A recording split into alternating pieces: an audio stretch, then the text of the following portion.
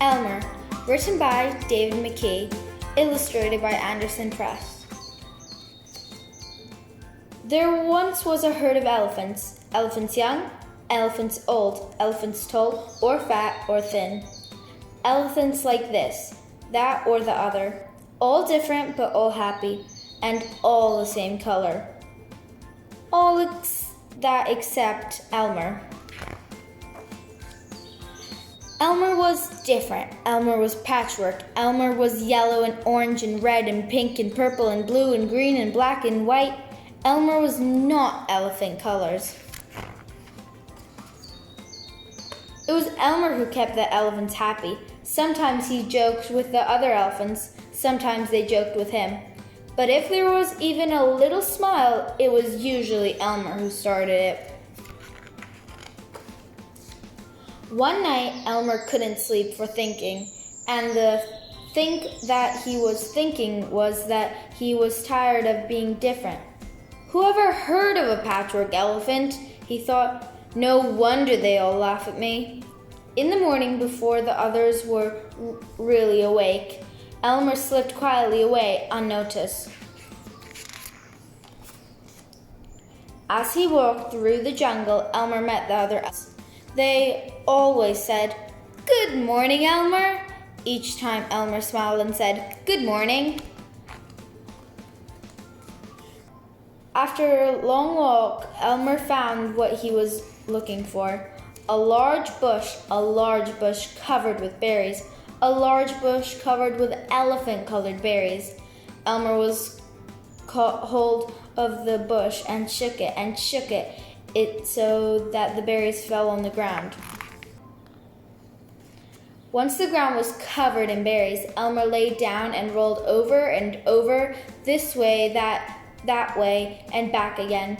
They picked up bunches of berries and rubbed himself all over, covering himself with berry juice until there was no sign of any yellow or orange or red or pink or blue or purple or green or black or white. When he had finished, Elmer looked like any other elephant. After that, Elmer set back off to the herd. On the way, he passed the other animals again. This time, each one said to him, "Good morning, elephant." And each time Elmer smiled and said, "Good morning," pleased that he wasn't recognized. When Elmer rejoined the other elephants, they were all standing quietly. None of them noticed Elmer as he worked his way to the middle of the herd. After a while, Elmer felt that something was wrong. But what? He looked around, same old jungle, same old bright sky, same old rain cloud that comes over from time to time, and lastly, some old elephants. Elmer looked at them. The elephants were standing absolutely still. Elmer had never seen them so serious before. The more he looked at the serious, silent, still standing elephants, the more he wanted to laugh.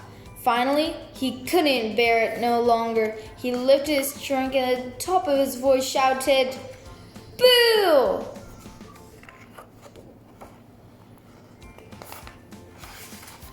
The elephants jumped and fell all ways in surprise.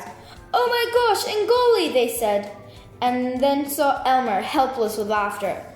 "Elmer?" they said. "It must be Elmer." Then the other elephants laughed too, as they had never laughed before.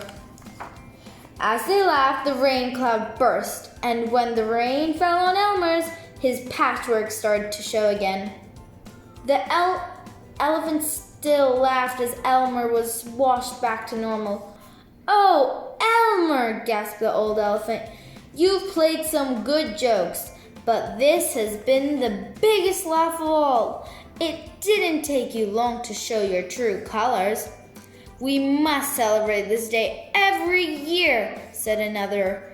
"This will be Elmer's Day, and everyone must decorate themselves, and Elmer will decorate himself in elephant colors."